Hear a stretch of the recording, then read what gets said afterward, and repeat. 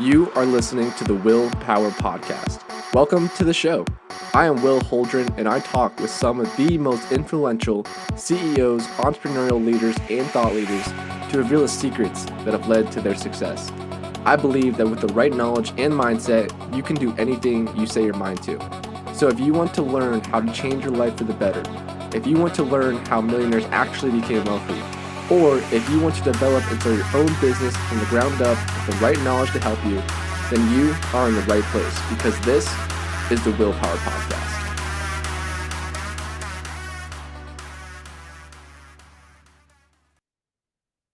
How's it going, everyone? My name is Will Holdren. I am the host of the Willpower Podcast, and today we actually have an overseas entrepreneur who is absolutely crushing it right now. And her name is Kasia Siwosz, and Kasia is actually a former professional tennis player. On top of that, she's an ex-investment banker, so she has an excellent finance background. And now she is actually a distinguished life coach and venture capitalist that works with some of the top people all over the United States and really across the world. So that being said, Kasia, thank you so much for joining me today. Well, that's a very nice intro. Well, thank you for having me. I'm very excited to speak to you. My pleasure. I love what you're doing with your business, and you have a very unique background being a professional athlete. Tennis player is not an easy sport to do, so congratulations on that. But starting out, I want to ask you a question I pretty much ask all of my podcast guests, which is one, what makes you want to take time out of your busy day to hop on podcasts like these to help share your story?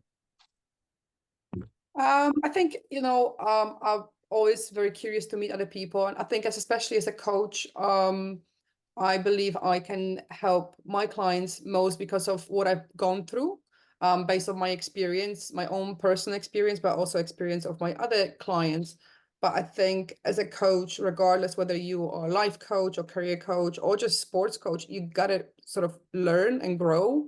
And to me, it's an opportunity to meet other people, to expose myself to different conversations that potentially can help me to be better coach, better person. And I've just always been very curious meeting other people. And I think podcast is such a great way to just expand your network. And yeah, so that's sort of my goal. Awesome. Always improving every single day. What Yeah. was your journey into entrepreneurship? What did that look like? I know you're a professional tennis player before, so did you do tennis for a little bit and then say, you know what, I'm gonna go crush it in the business world, go be an entrepreneur? What was that journey like for you?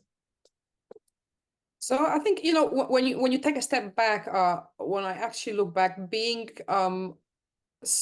in sports at the professional level, especially in tennis, which is individual sport, it is very entrepreneurial. Like you really have to, from a very young age, know what you want, have very little plan B, sort of not excuses, but distractions.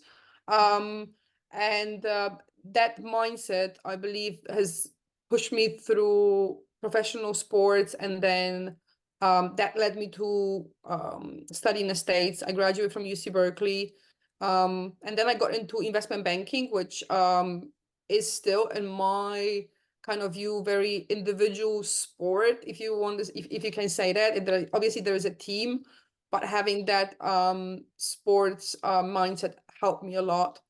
And then I think there's always been that passion inside of me, to actually have my business, to start my business. And after probably 6 years of banking, I raised some capital, and with a few other colleagues from banking, we launched a restaurant in London, which was my first per se jump into entrepreneur and startup world. Which in retrospect, I think it's a very dumb thing to do.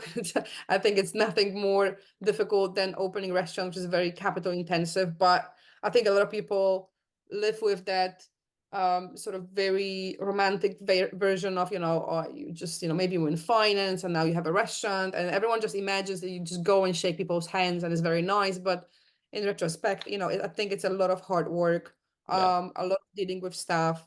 It's, like I said, it's a very capital intensive business, and in order for this to work, like, you need to have more than one side. So after about 3 years, even though we were doing very well, to me, I had sort of bigger aspirations. I wanted to open multiple sites. But it was also around the time in London, where there was Brexit, and it just especially staff, like people stopped coming into the country, and it was very difficult to get quality staff, and it was becoming a bottleneck for me, as well as increasing prices of everything. So to be honest with you, to me, there was we were just not making enough money, and we had to pull the plug. Mm, Um, and we sold the business. And after that, what I've done, essentially, I tried to combine what I've had already. Okay, so I've been investment banker, I've had my own business, what I can do next, and venture capital felt like a very natural next step. So I've worked in VC, early stage, pre-seed, seed level, consumer focused VC fund, where we were just investing as well as launching actually our own brands internally. And it was amazing. I loved every bit of it. It was very humbling, and I've learned so much just overseeing other people make amazing decisions, and as well as very bad decisions. So you just got to kind of be in between that, but yeah. much closer than when you are investment banker. And at the same time, you invest capital, but you're not 100% involved in running company. But it allowed me to have that sort of broader view on many different businesses, one specific subsector, and I could actually learn so much. So that was very rewarding. And then around pandemic, our fund basically couldn't raise any more capital. So we closed it. And then I kind of left myself again wondering what to do next. Mm, Um, and on a personal note, I got pregnant, and there was just, the market was kind of shut. No one was hiring. And especially if someone is pregnant, it's not very easy.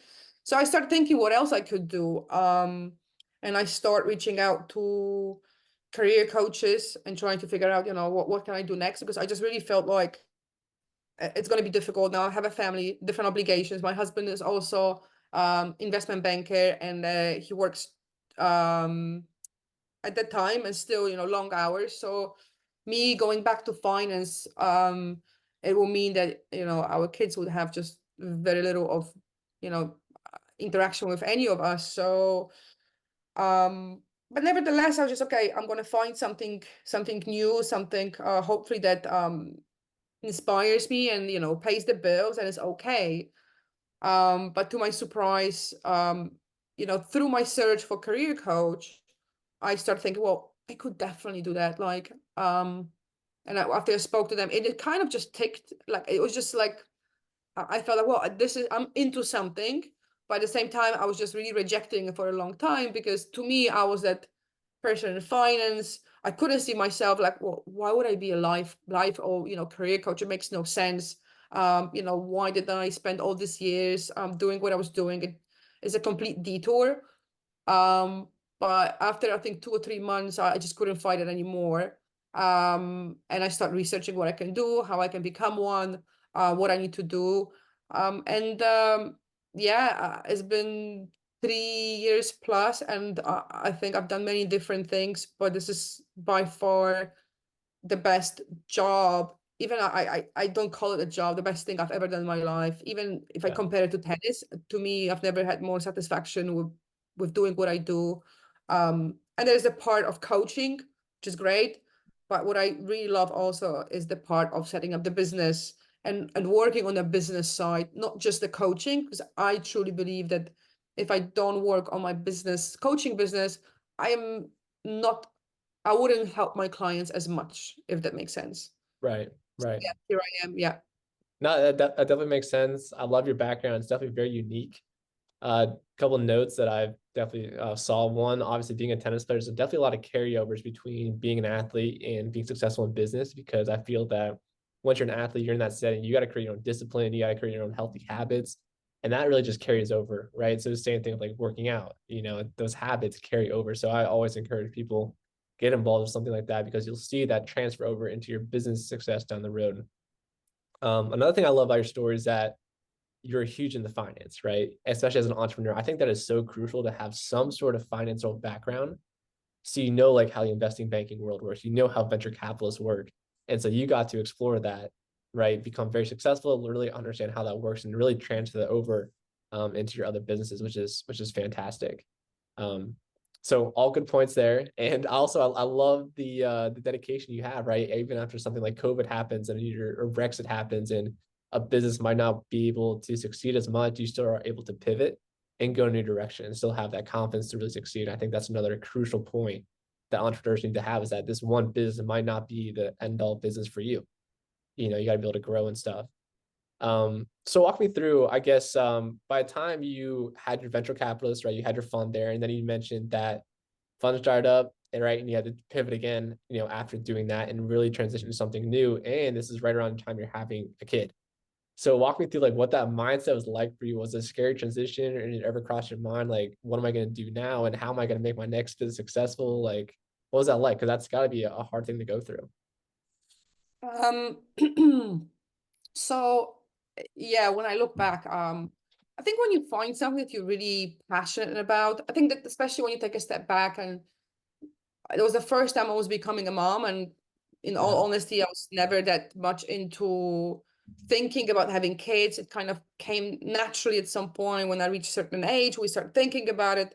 But I think when you have something that you are truly passionate about, it really drives you through the tough times of kids not sleeping, of business maybe not going that great.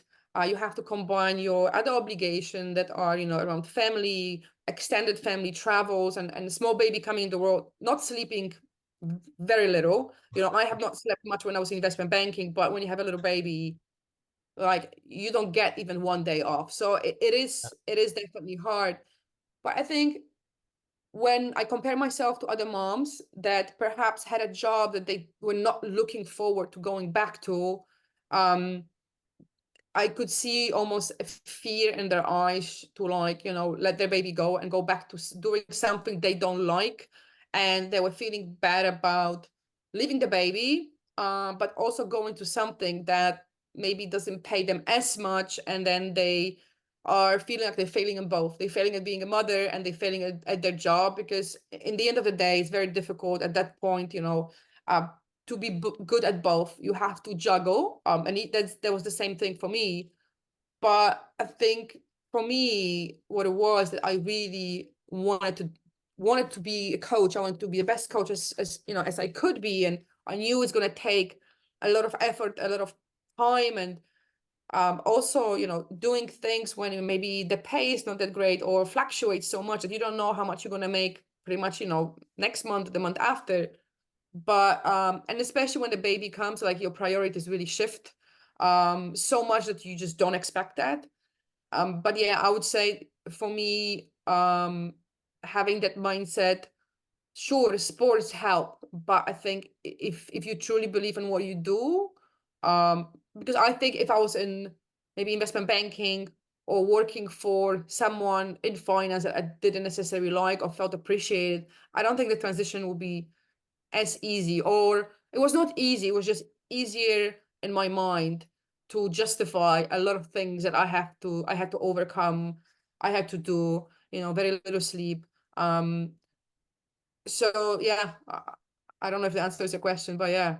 Definitely, definitely. And to your point, I think it's very inspiring too, because maybe some moms might be out there watching this that have a kid and want to start a business, but it seems very challenging them to do both at the same exact time.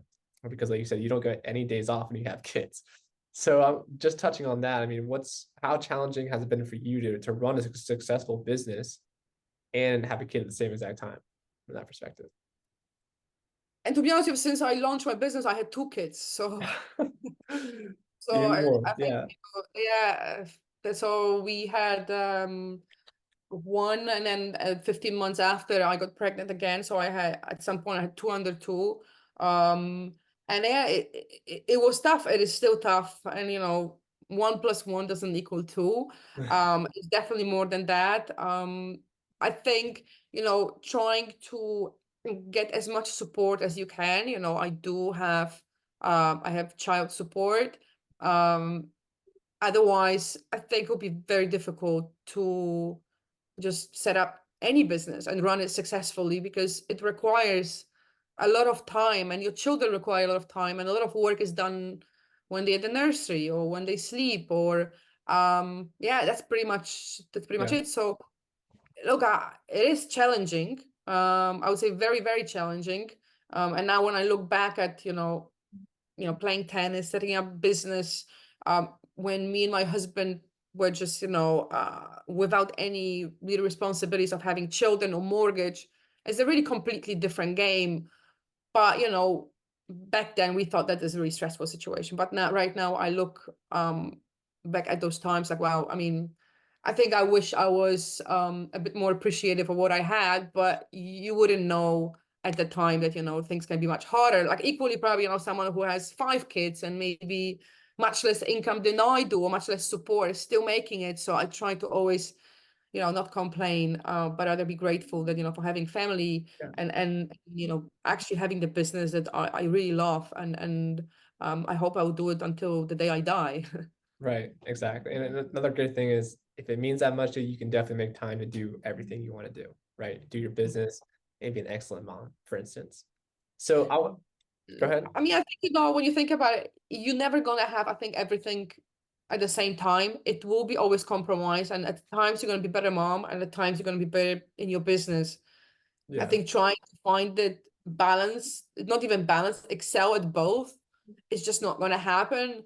Um, I equally think, okay, you think, oh, if I spend more time working, then they're gonna have less of mom. Sure, but at the same time, I have 2 daughters, and I want them to see the mom who works. right. So, they're not gonna just rely on a man, or just think that, moms are there just to be moms. And I think that's no disrespect to anyone who decides to be stay-at-home mom out of their own will, or there's just because, for a lot of families it's just much cheaper, or just financially they're not capable of starting their own business. So I have all the respect for women who stay at home. I think there's just no harder job than being a mom. And Yeah, yeah. it's hard. It's definitely hard. So I want to jump into your coaching business now. So who are the main clientele that you're working with? Are you working specifically with investment bankers, people in the finance world, or what's your target market client that you're coaching? So I initially started coaching only people within finance, just because it felt like a natural extension of what I was doing. And it was at that time just easier to connect. And I had a lot of people who were reaching out to me from the industry.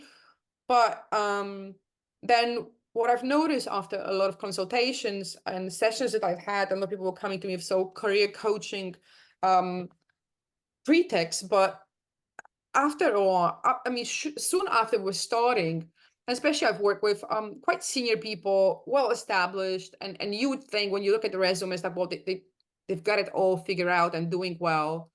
But so I got to the point where I thought, well, they're coming to me, but we're not really talking that much about the career. Yeah, We talk more about their mindset and what is stopping them, what is blocking them, how they actually themselves sabotaging themselves, where they get where are those sort of blind spots? And at that point, I'm like, you know what? I am not really coaching them on the career. I'm coaching them on on life around the career, because they really know what they're doing at work.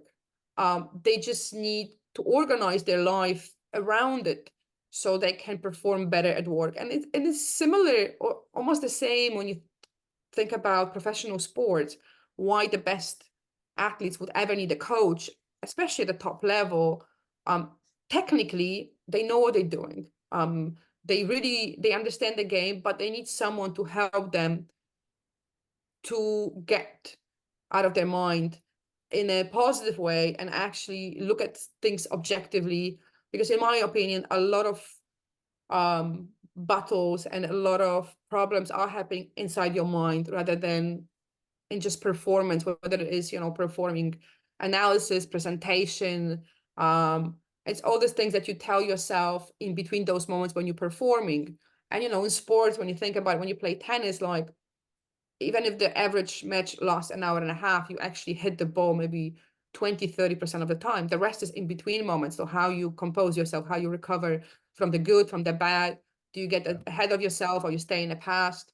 And that's just the tennis match when you think about it.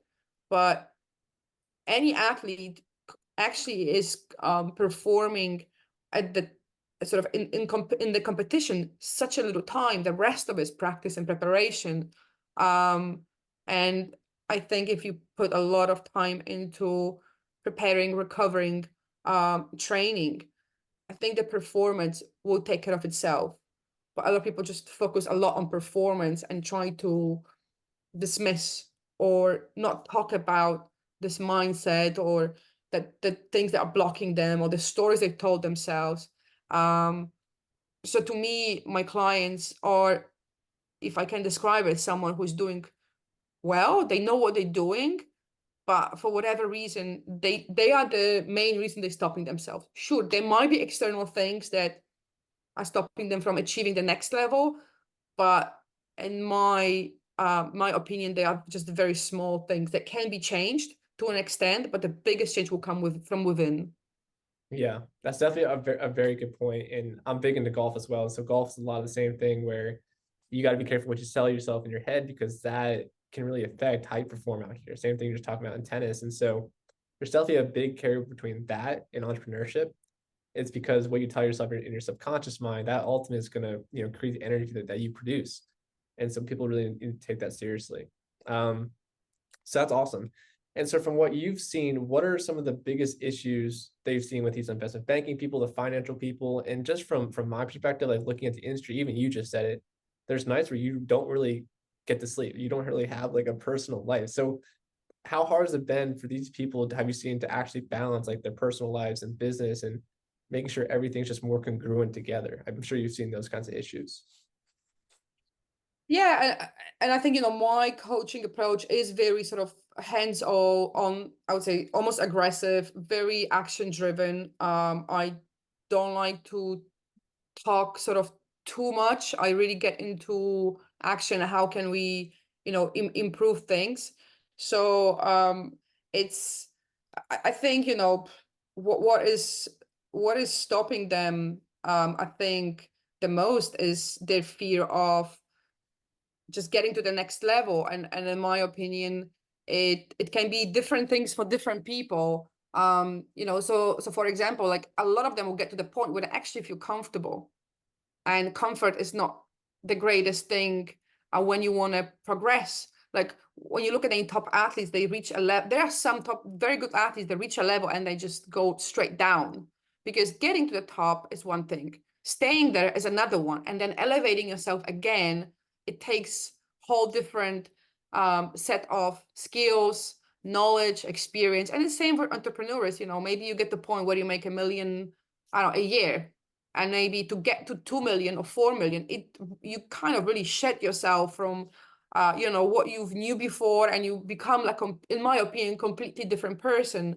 But in order to do that, like, you need to be able to look inside, and really change and evolve and push yourself through a lot of uncomfort, in my opinion. And I don't think there is really escape from that. And there's no escape in this in sports. Why would we be, I don't think there's equally in business. You cannot escape those tough practices, feeling uncomfortable, going through injuries, sure. But I think taking a step back, a lot of my clients are very driven, and they pushing sometimes too hard. And they come to me with, maybe they feel burned out. But to me, usually when burnout is when you do something that you don't really like. But if you do something that you like, then you just need to look at how do you recover? What is your recovery time? How do you spend it? And I'm guilty of it as well. Sometimes I just want to get that next thing, sort out the website, a better channel, better, I don't know, better whatever it is. And you keep pushing and pushing and pushing. And I think if you don't actually recover, sometimes you have to slow down to go faster, in my opinion. And that recovery, it could be anything. Some people need the physical sort of recovery. I don't know, massage, swim, exercise. I don't know, seeing a physio, a chiropractic, whatever it is. And some people need more on the sort of mindfulness side. Some people like to meditate, yoga, I don't know, speaking to therapists, speaking to coach, Reiki, better diet, whatever it is. But I think having that time to decompress, for someone it might be watching, Netflix movie, whatever it is. But I think entrepreneurs, if they're very driven and they work around the clock, they need time to stop and pause and just look at things from different perspective, because otherwise they can be going in circles. And sometimes, obviously, if they can have someone with non-biased opinion externally to look at what they do and give them some perspective, it's very helpful. And that's what's been helpful to my clients, because they feel like, I've done everything I could. And then, if I come in, it's like, well, have you? Let's talk about it. If you really have done everything, and then through these conversations, it becomes so obvious what they have done, what they haven't done, and what they've been avoiding. A lot of them avoiding something. And then the question is, why they avoiding those things, and how can I push them to go there? Because a lot of times when they go there, what they avoid, this is where the answers are, in my opinion. But you have to be quite gentle about it, because clearly they've been hiding or not to go there for a long time. And a lot of it is just they just don't like to fail. They don't want to fail. But once you can learn to be okay with failure, then I think you're unstoppable. Yeah, definitely. And for entrepreneurs, I think that can definitely be a bit of a hurdle for them to get over, right? Because they're always taught go, go, go. And to your point, you got to make some time for yourself. Like sometimes to just relax, kind of reset your brain, because burnout is a very real thing. Even if you love what you're doing, if you're working 24/7, I mean, it's only a matter of time until something happens where you're going to be burnt out for a little bit, right? And so it's important to realize how you can recover from that so you can keep moving forward in a positive way. And what's interesting about what you do is obviously you're already working with people that are probably top 5%, right? And now these people are trying to go to the top 1%. So they're already really good, but now they're trying to become excellent. And it's a big jump from here, right? It's also a big jump just to get to where they are before that. But from what you've seen, like, what are the sacrifices that are needed, right, for people that want to go from the top 5% to literally the top 1%? Like, what can they expect to sacrifice in order to get there in the long run? Because that is such a hard thing to do. And obviously, you get a lot of sacrifices along the way just to get to that point at the end of the day.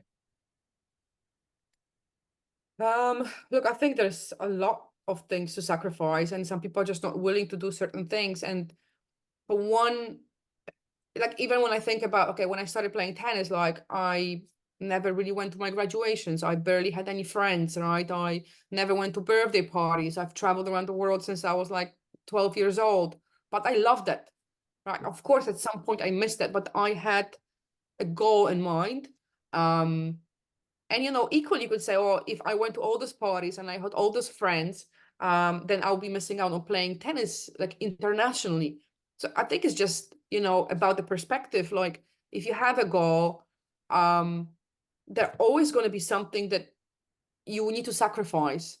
But in my opinion, if you really want something, and I think asking this question to yourself, do you really want it that badly?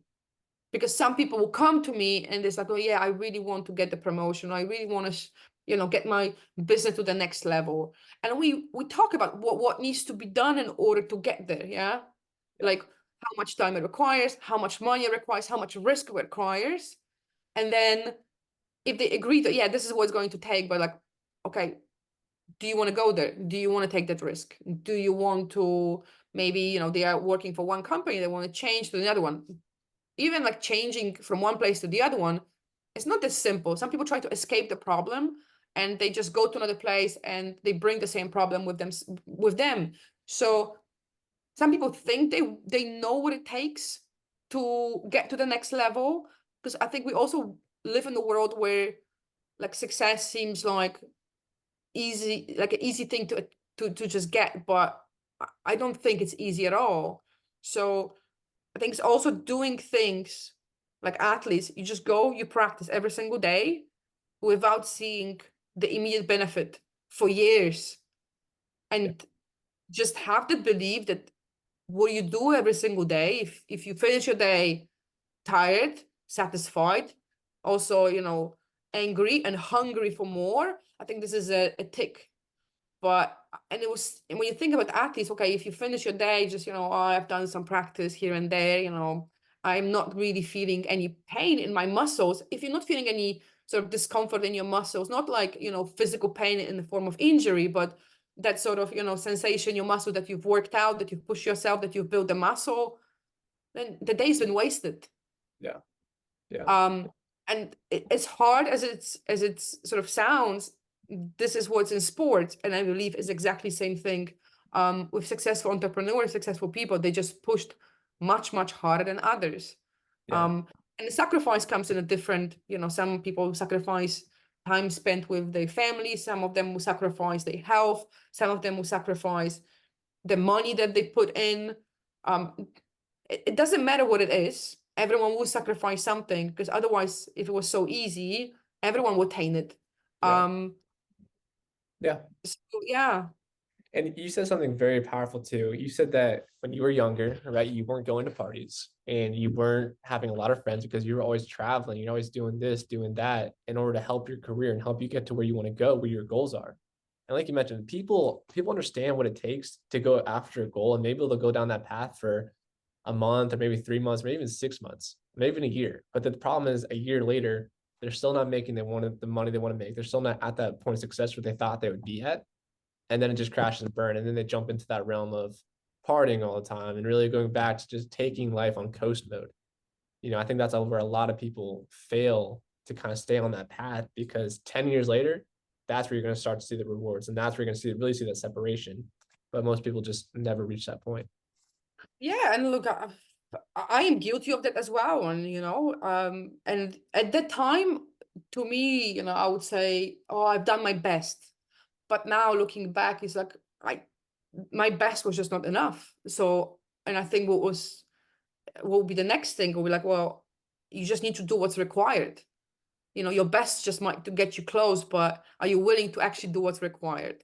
And it's tough, and it's a really tough truth. But there's only one number player in tennis and golf, and there are reasons they've done something that there's just no way they've got the just, I don't know, knowing people, or in business you can say, oh, maybe they knew this person or that person and they got to the top. But sure, but you still need to do things in order to know this person, right? A lot of people just, instead of looking in the mirror and say, well, how can I get there too? How can I get to know this person so it will help me to get somewhere else? They just rather look at the end result and whine about it and be bitter about it. But to me, like, there's no free lunch in the world, and sometimes it feels like win comes easily, but is a byproduct of a lot of things that happened earlier on. Exactly.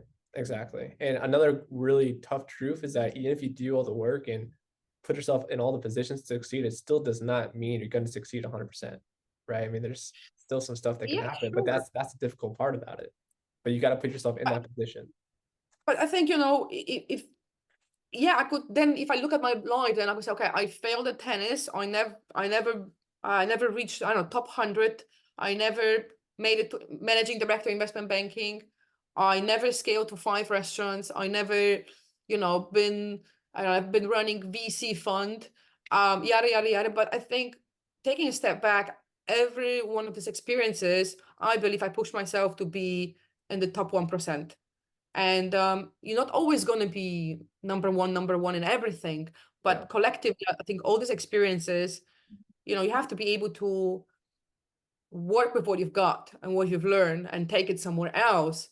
And when you look at entrepreneurs, a lot of them, the first business is never successful. Usually it's the 5th, the 10th, and the 13th. And, without this, again, I believe is just the social media and perception as, oh yeah, I just made one phone call and opened a website and I start making millions. Right. But I've never heard a story like that, working with multiple, I mean, a lot of startups in my career, including my own. It's just, but we buy into it and we just want it easy. But it's never easy, but I think you find true joy in things that are not easy, because when they become easy, then it's just not the same. Not a lot of meaning to it. Yeah. And to your point, I think social media is definitely very misleading. And one of the good things about entrepreneurship, is just like you're talking about, is that you can continually try things, and you like to be right one time, right? That's all it takes, right? You can be wrong 100 times and get your next 101st business right, and that can be the one Yeah. that changes your whole financial future and your family's future, which to me is very powerful.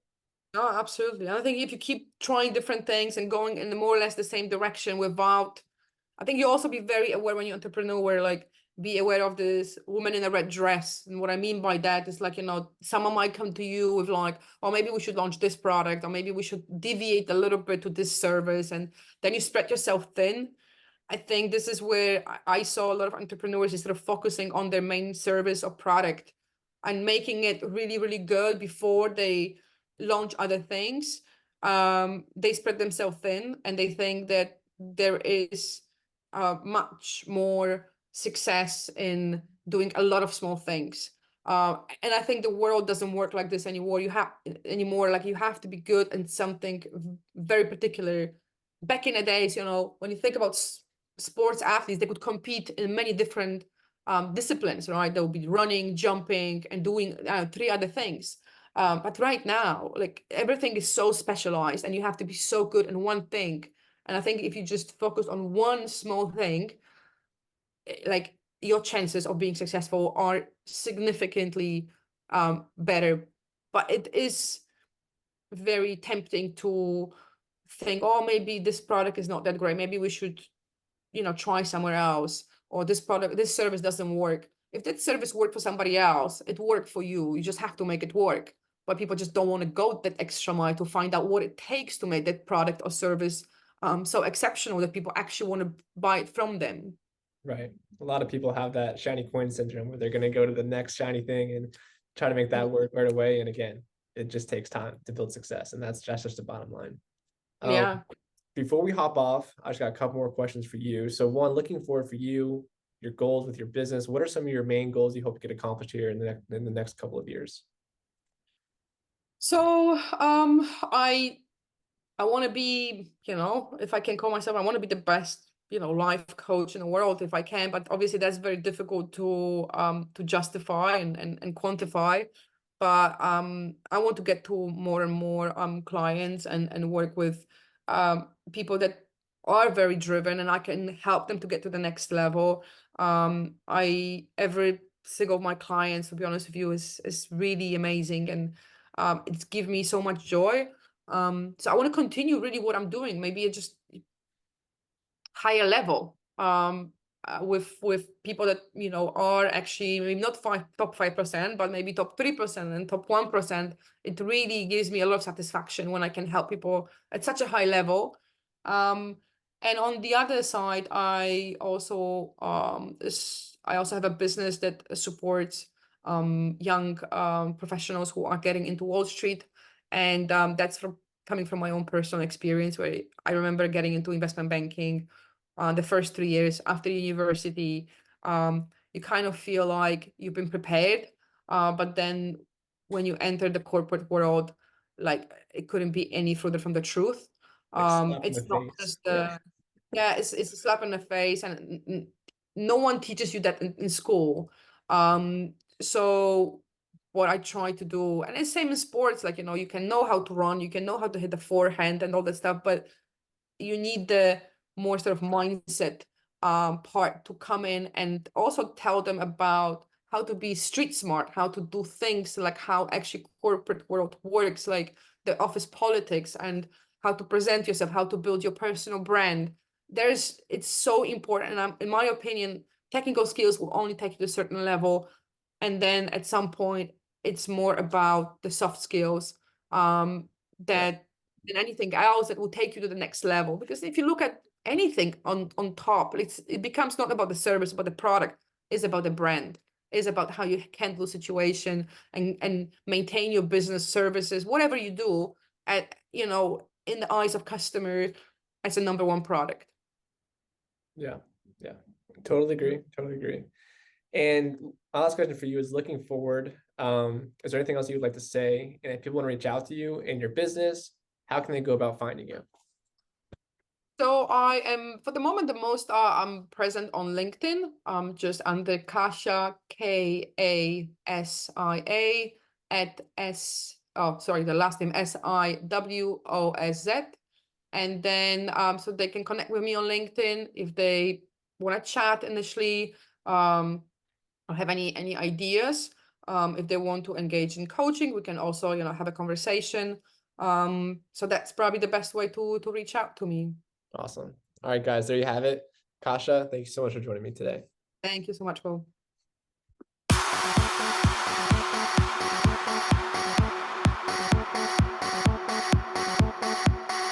We hope you enjoyed this episode of the Willpower Podcast. If that's the case, help us spread the message of positivity and simply wanting a better life by giving us a 5-star review. Until next time, have a great week.